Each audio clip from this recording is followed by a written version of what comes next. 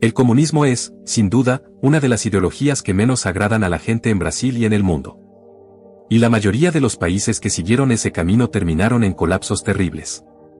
La Unión Soviética se desmoronó, Cuba nunca logró avanzar y Venezuela, que llegó a ser una de las economías más ricas de América del Sur, se convirtió en sinónimo de hacer fila para conseguir comida. Corea del Norte se volvió sinónimo de una dictadura absurda. El patrón, entonces, parece bastante claro, el comunismo no funciona. Pero hay un país que desafía esta idea, un país que se declara comunista y no ha quebrado. De hecho, ha crecido tanto que incluso ha generado temor entre quienes dominan el mundo actual. Y ese país es sin duda, China. En menos de 50 años, pasó de ser una nación completamente devastada, con cientos de millones de personas en pobreza extrema, a convertirse en la segunda mayor economía del planeta. Y hay quienes dicen que ahora va camino a ser la primera. ¿Pero qué hay detrás de ese crecimiento? ¿Y si te dijera que existe una historia no contada, un lado muy oscuro que mucha gente prefiere ocultar? Esta es la historia de cómo el comunismo funcionó en China. Suscríbete si eres nuevo por aquí y vamos allá. Antes de entender la China actual, necesitamos comprender por qué el comunismo fracasó en casi todos los lugares donde se aplicó. Y no, eso no ocurrió por casualidad. El modelo clásico, el que salió de los libros de Marx y fue aplicado por Lenin en Rusia, y después por Stalin, planteaba que el Estado controlaría todo, la producción, la distribución, los precios, las granjas, las fábricas, todo lo que existía pertenecía al Estado. La idea era que, sin la codicia del capitalismo, la sociedad se organizaría y las personas serían más justas, y también más eficientes. Pero en la práctica ocurrió exactamente lo contrario.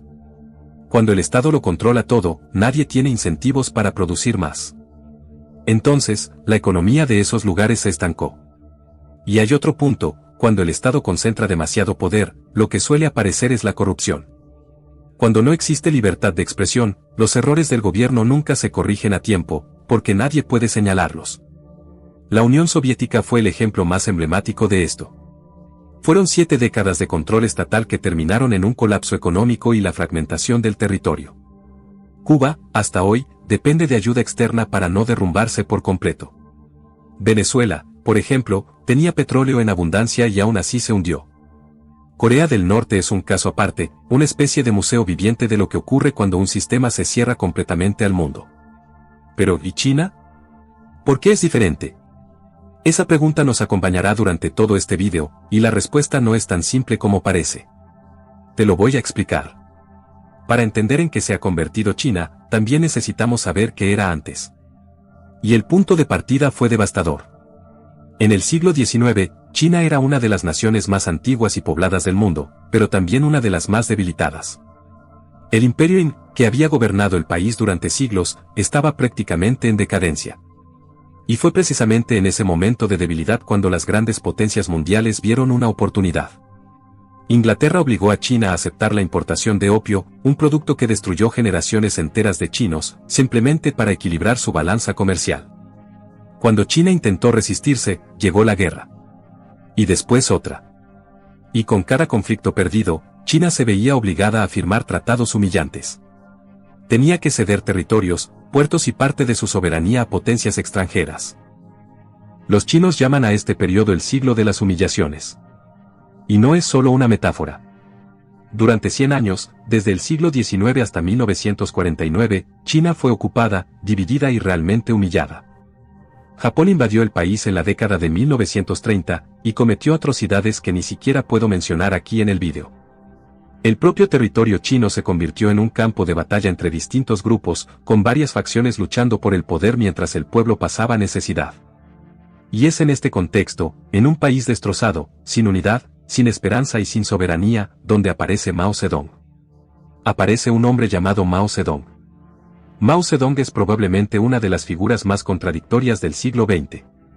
Y dependiendo de dónde estés en el mundo, es visto de formas completamente distintas. En 1949, tras una larga guerra civil contra el gobierno nacionalista, Mao proclamó la fundación de la República Popular China. Y lo que hizo a continuación fue algo que parecía casi imposible para la época. Logró unificar un territorio inmenso, con cientos de pueblos diferentes, grupos completamente distintos e incluso idiomas diversos, bajo una sola bandera y un único gobierno. Para quien entiende lo complejo y grande que es China, esto ya es un logro extraordinario. China no es un país homogéneo, es casi un continente dentro de un solo país. Hay personas completamente distintas, lenguas diferentes, pueblos y culturas variadas, y Mao, de alguna forma, cosió todo eso en un solo gobierno. Pero ojo, no digo esto con entusiasmo, porque lo que vino después fue sin duda uno de los periodos más oscuros de la historia. En 1958, Mao lanzó lo que llamó el Gran Salto Adelante. Es decir, quería transformar a China, que era un país agrícola, en una potencia industrial en pocos años. Muchos campesinos fueron obligados a abandonar sus tierras para producir acero en hornos improvisados en las aldeas. Las cosechas se pudrieron en los campos sin nadie que las recogiera. Y cuando el hambre comenzó a extenderse por el interior de China, los informes oficiales que llegaban a Pekín mostraban cifras reducidas, porque nadie tenía el valor de decirle la verdad al líder. El resultado fue una de las mayores catástrofes humanitarias de la historia. Y no terminó ahí. En 1966, Mao lanzó la Revolución Cultural. El objetivo era eliminar a quienes él consideraba enemigos del gobierno o de la revolución. Pero en la práctica, esto significó la persecución de muchísima gente. Intelectuales, profesores, médicos, artistas, cualquiera que representara conocimiento o una tradición no aprobada por el partido terminaba convirtiéndose en víctima. Muchos templos religiosos fueron destruidos, libros fueron quemados y ocurrieron cosas aún peores. La revolución cultural duró una década, y dejó heridas profundas que China arrastra hasta hoy, aunque muchos prefieran no hablar de ellas. Entonces, ¿por qué el Partido Comunista y el gobierno chino actual siguen venerando a Mao? ¿Por qué su retrato sigue colgado en la plaza de Tiananmen en Pekín? Una de las respuestas es que renunciar a Mao sería renunciar al propio Partido Comunista. Sería admitir que el Estado chino moderno fue un error. Y ningún sistema político hace eso por voluntad propia, así de la nada, no. De forma voluntaria, diciendo, somos buenos, vamos a ceder el poder para que gobierne el pueblo. Incluso hay muchos intelectuales en China, dentro del propio partido, que abordan esto diciendo que Mao acertó en un 70% y se equivocó en otro 70%. Un cálculo que suena un poco extraño, ¿no? Pero la historia de China no termina aquí. Después de la caída de Mao, surgió otra figura. Y si hay algo que se puede decir, es que esa persona salvó a China. Su nombre es Deng Xiaoping. Deng es un personaje muy interesante en esta historia, porque vivió en carne propia las contradicciones y los problemas de ese mismo sistema que él ayudó a crear. Fue miembro del partido desde joven, combatiente de la revolución, pero fue perseguido 2 veces durante la Revolución Cultural. En 2 ocasiones fue apartado, humillado, y luego logró regresar.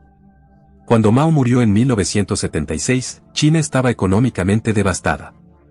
Décadas de experimentos fallidos habían dejado al país estancado, prácticamente detenido en el tiempo, mientras el resto de Asia no paraba de crecer. Japón se había reconstruido y se convirtió en una potencia. Corea del Sur, Taiwán y Singapur estaban despegando en ese momento. Y China, con más de 1.000 millones de personas, todavía tenía a la mayor parte de su población viviendo en condiciones muy precarias. En 1978, Deng llegó al poder e hizo algo que ningún líder comunista chino había hecho antes, admitió que el modelo necesitaba cambiar. Entonces lanzó lo que se conoció como la política de reforma y apertura. Y aquí viene una frase que suele atribuírsele. No importa si el gato es negro o blanco, mientras case ratones. En otras palabras, no importa si una política es capitalista o comunista, lo que importa es que funcione. En la práctica, lo que hizo Deng fue abrir zonas económicas especiales en la costa de China, regiones donde empresas extranjeras podían entrar y hacer negocios dentro del país. Podían contratar trabajadores chinos en condiciones consideradas atractivas para las empresas. El capital extranjero llegó, la tecnología también, y los trabajadores chinos, disciplinados, numerosos y dispuestos a trabajar por salarios bajos, comenzaron a producir para todo el mundo. Y al mismo tiempo, Deng no cedió nada en lo político. El partido mantuvo el control absoluto. No había elecciones libres, ni prensa independiente. No existía oposición dentro de China. La apertura del país fue puramente económica, nunca política. Y este es, probablemente, el punto más importante de todo este vídeo. China no adoptó el capitalismo. Lo utilizó como una herramienta, mientras mantenía el control firmemente en manos del partido. Pero, ¿cómo es China hoy en día? ¿Logró convertirse en un país realmente comunista? Te lo explico mejor. Quiero que dejes de lado los modelos de gobierno que ya conoces. China no es una democracia de mercado como Estados Unidos o Brasil. Tampoco es un comunismo soviético con una economía totalmente planificada, donde el gobierno controla todo a la fuerza. En realidad, China tiene un modelo de economía y de gobierno muy diferente a todo lo que hemos visto. Pero hay algunas cosas que se pueden explicar claramente. El Partido Comunista Chino no es un partido en el sentido tradicional. No compite con otros partidos, ni necesita convencer a votantes cada 4 años. Es el gobierno, es el Estado. Está presente en todas partes, en las empresas, en las universidades, en los barrios, en las aldeas, en todo. Las empresas privadas existen en China, y algunas son gigantescas. Pero el partido siempre está dentro de ellas. Las grandes corporaciones chinas están obligadas a tener células del partido en su estructura interna. Cuando el gobierno decide que una empresa ha crecido demasiado, o que su fundador tiene demasiada influencia, suele actuar. El caso de Jack Ma, fundador de Alibaba, una de las mayores empresas tecnológicas del mundo, es bastante ilustrativo y lo explica muy bien. Tras hacer declaraciones públicas criticando a los reguladores chinos, desapareció del foco mediático durante meses. Su empresa fue multada con miles de millones, y su poder se redujo drásticamente. No hizo falta ningún juicio público, bastó con una señal del partido. Al mismo tiempo, el gobierno chino invierte de manera masiva en sectores estratégicos. Energía, telecomunicaciones, bancos. No porque sea comunista en teoría, sino porque entiende que controlar esos sectores es controlar el poder real. Una de las ventajas de este tipo de gobierno centralizado es que puede planificar con mayor eficiencia y actuar mucho más rápido. Porque no hay oposición. No hay nadie que le diga al partido qué hacer o qué no hacer. También hay un elemento cultural que no se puede ignorar. China tiene una tradición confuciana de miles de años, que valora mucho la jerarquía, el colectivo por encima del individuo, y el respeto a la autoridad. Esto no significa que los chinos sean pasivos o que no cuestionen nada. Significa que la relación entre la sociedad y el gobierno es históricamente distinta a la de otras partes del mundo. Y esa es una de las razones por las que este sistema funciona en China. Y el país ha crecido muchísimo, a una escala impresionante.